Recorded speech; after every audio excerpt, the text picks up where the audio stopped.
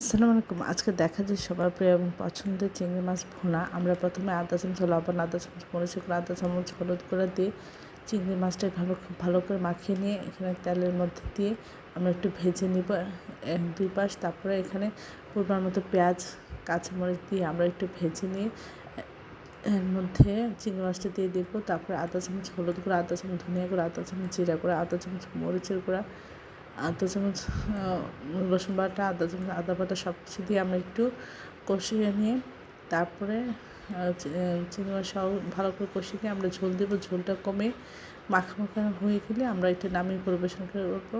এটা খেতে অসাধারণ হয়েছিল। আশা করি এভাবে চিংড়ি মাছ ভুনা করবেন, তাহলে খেতে অসাধারণ লাগবে। সবাই আমার চ্যানেলটি লাইক করুন, শেয়ার করুন, সাবস্ক্রাইব করবেন আর প্রিয়জনকে বেশি বেশি করে শেয়ার দেবেন। আমার চ্যানেলে সব রকমের রান্নার রেসিপি রয়েছে, আশা করি দেখবেন।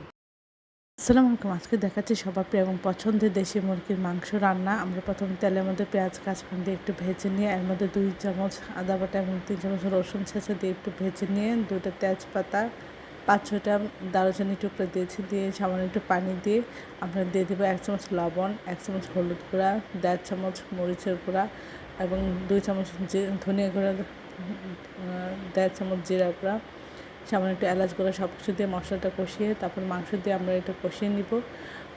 আমরা এখানে 4 থেকে 5 বার গরম পানি অল্প অল্প করে দিয়ে আমরা কষিয়ে রান্না করব।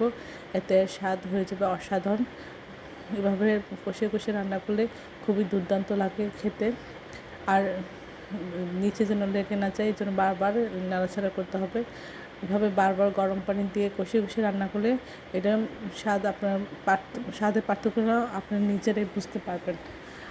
এই প্রসেসগুলো ফলো করে রান্না করলেন সবার খুব মজা করে খাবে। আশা করি সবাই আমার চ্যানেলটি লাইক করবেন, শেয়ার দেবেন, সাবস্ক্রাইব করবেন, প্রিয়জনকে বেশি বেশি করে শেয়ার দেবেন। আমার চ্যানেলে সব রকমের রান্নার রেসিপি রয়েছে, আশা করি দেখবেন।